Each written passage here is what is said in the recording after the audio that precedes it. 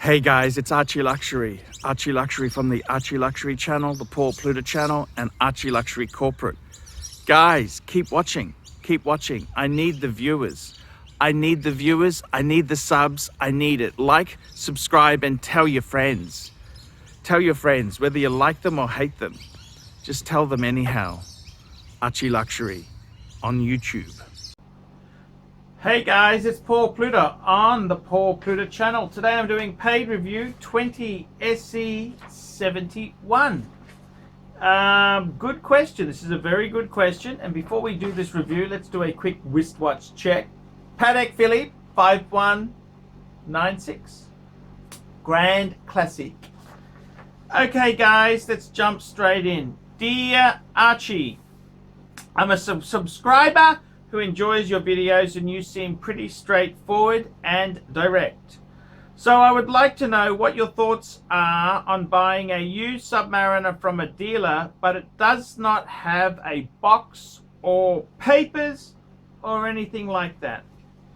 I won't be selling it. Rather, I hope to pass it on when my used by date is up. So just how important are a box and papers? I know they can be forged, but if the dealer seems legit, the watch looks legit, is it such a big deal?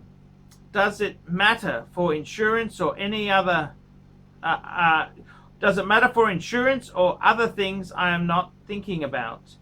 I really don't want to be mentioned in a video, but if you can give me your thoughts, that'd be great. Okie dokie. Well, I haven't actually put your name out there, so I don't see what harm a video on this topic is going to be. So this topic for this video is how important is box and papers? Good question. That's why I want to make the video, to share this knowledge with the audience.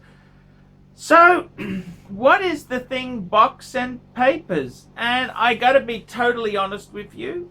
I'm always been a value shopper.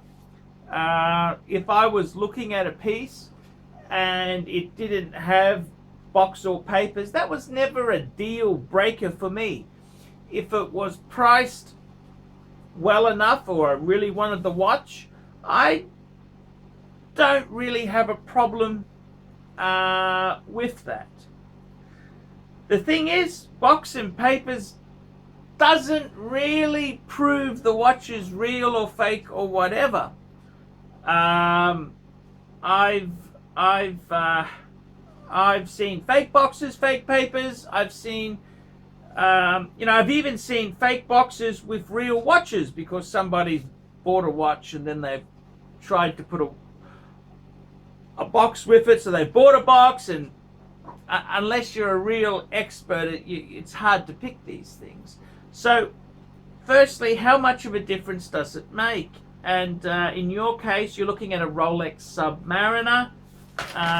You didn't mention what model of Submariner, but I assume it's probably a black dial with the black bezel, the classic Submariner, either a date or no date. Now, it used to be when Explorers were $4,000 to $5,000 for an Explorer 2, I would have thought papers would make $200 to $300 difference. However, Explorers are no longer available for that price, and papers makes a bigger impact. Generally speaking, it depends on the watch in question. So we'll take a few examples. On a Rolex steel sports watch, like say a Submariner, how much difference would it make? It's more so the papers than the actual box. Rolex boxes are actually pretty commonplace in the marketplace. You can, generally speaking, a dealer who's selling you a watch will always sort of have access to spare boxes. Rolex boxes, especially, they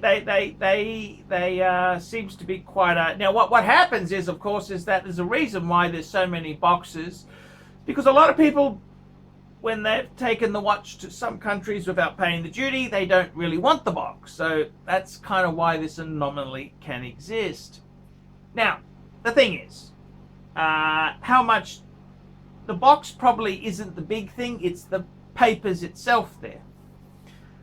On a Rolex steel sports like a Submariner or an Explorer, I would say that papers are probably worth about $1,000.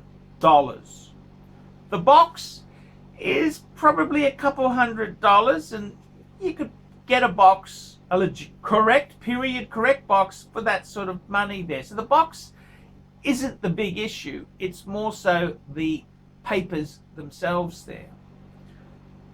On a Rolex Daytona, it's probably $2,000 to $3,000.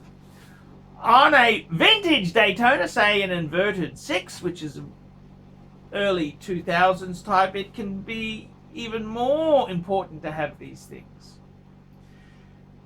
On something like, say, a Rolex Datejust, two-tone Datejust, it's probably $500 to $1,000 for the papers. The interesting thing is, a number of years ago, the papers wasn't such a big deal. Now papers are very valuable, so it's nice to have the papers. Now Rolex, when we say papers, they're actually using a card. It's a card. And you have many tricky things. Sometimes when you service a Rolex through Rolex, they'll give you a card as well. But it's not the original card that came with the watch at the time and the point of sale. So papers itself there, I generally say that's kind of the range there. It's on a standard watch, $1,000 there. It depends on the value of the watch. Obviously, a more expensive watch would be more of an impact. Now, this has also been a situation in the Patek market itself. Patek itself there, and what Patek has is you can have the boxes are damn expensive. A correct box, a modern current Patek box is somewhere between $500 and $1,000. So that box is it's worth a certain figure. And then the papers itself, how much difference is it with or without papers? I would generally say it's probably about $2,000, and Patek has a system where you can get a thing called an extract, which is a reissue of papers, but it's not the original papers that the watch was sold with, and it tells you basically you've got to supply the serial, the case number, the movement number, and supply some photos, and if it all checks out, they'll issue a certificate. The certificate doesn't prove the watch is correct and original. What the certificate proves is that it is the correct case number for that particular movement. So, generally speaking, the Pateks, it makes every watch, it does make a difference. It's starting to make a bigger difference, and I got to be honest with you. You know, a couple of years ago, I would actually prefer to buy a minty example instead of a standard example with papers. I would be condition. I think the condition is more important than papers. But papers seems to be stacking up pretty importantly. So some people, the funny thing is, people think the papers proves, what does it prove? Well, it doesn't really prove anything. I think the best thing you can do to safeguard against getting a fake watch, as you're saying there, is to deal with a reputable dealer. David SW, for example, I find him to be an excellent dealer in America. In Australia, Vintage Watch Co., Luxuria, there's a number of good dealers. You've got to buy the seller. It's very important that you buy the seller, and buying from a reputable pre-owned dealer is is a good way to go there. So, my opinion there. So just hoping we've answered. How important? Look, it obviously it's worth $1,000 is a lot of money. It's a lot of money. So it is important there. I know they can be forged. Yes, yeah. It's not. The worst thing is that they take some bits out. You know, there's a number of things that can go wrong there. Papers doesn't prove that one way or the other. Is it a big deal? Look, I would always prefer to have papers, but I'm a value shopper. If it's a genuine, and the thing is, if you're not sure, you could always get a watchmaker to look at it for you. He'll tell you very quickly, is this real or is it not so real? Does it matter for insurance or other things I am not thinking about? Well, insurance, the papers doesn't really prove anything for insurance.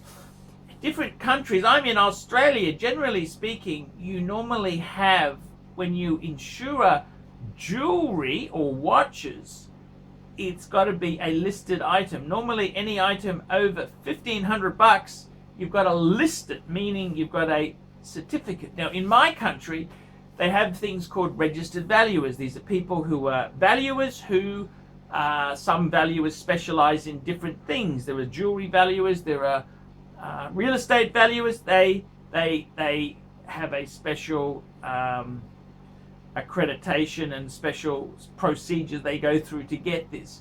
Now, a registered valuer will often give you a value. This is what you need for insurance is a valuation certificate. So the papers doesn't actually do anything for the value. What the papers can do is basically say exactly what model the watch is. It would say, if it says 16233, it would say 16233 and maybe the dial color, for example. That's that kind of information. So normally for the insurance, you need to have a valuation certificate from a registered valuer. In my country, you do anyhow. So it depends on the country you're in and the type of policy you have there. Papers itself there, is it super important to have? I always liked, I'm somebody who likes to have all that sort of crap, you know. I have, I've got my Patex and I've got the folders with the instruction booklet, the papers. I've got all that stuff. I keep all that stuff. I like to have all that stuff put together for them. I can look things up. And would I buy a Patek, for example, without papers? Yeah, I would.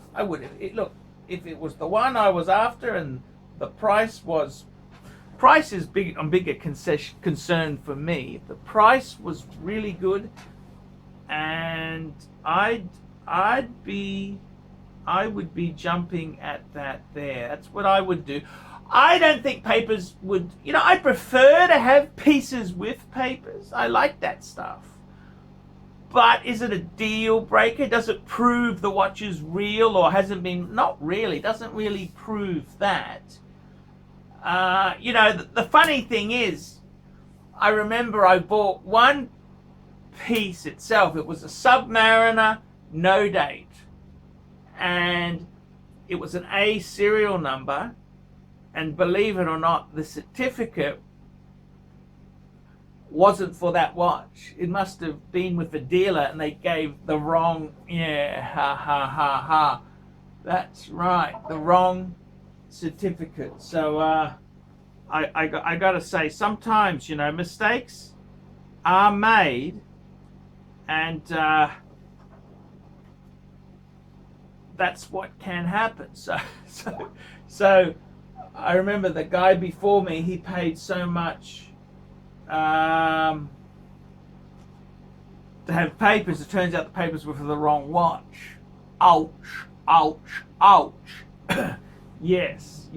So mistakes can happen too. So, bit of a bummer, that one, but anyhow, yeah, that's kind of how it goes. So Yes, it's not a deal breaker not having paper. I prefer to have pieces with paper. I like that sort of stuff, but it always depends on the deal. And even now, I'd prefer to buy a really minty one without papers than an average one with papers. So there you go, guys. That is my opinion. I'm Paul Pluta. Tell me what you think. Like, subscribe, tell your friends. Guys, remember, I can't survive on Google Ads alone. I really do need these paid reviews to keep me on YouTube. Without these paid reviews, I wouldn't be here. Guys, paid reviews helps me a lot. $50 US, I'll review your collection. I'll tell you what I think. You can share it with your friends. You have a good laugh, and you can ask me any questions. Guys, look down below to how to organize a paid review, and I will see you in the next one. Hey guys, ArchieLuxury. Who do I recommend for watches in Brisbane and Sydney? Vintage Watch Co. That's correct. Vintage Watch Co. in Brisbane Arcade in Brisbane and the Strand Arcade in Sydney. Vintage Watch Co. Brisbane and Sydney.